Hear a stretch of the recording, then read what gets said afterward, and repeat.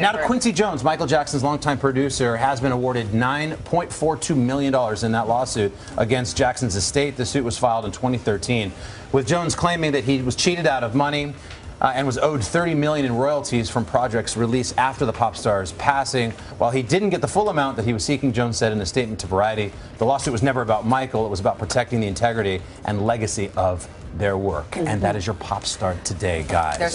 Hello, Today fans. Thanks for checking out our YouTube channel. Subscribe by clicking that button down there and click on any of the videos over here to watch the latest interviews, show highlights, and digital exclusives.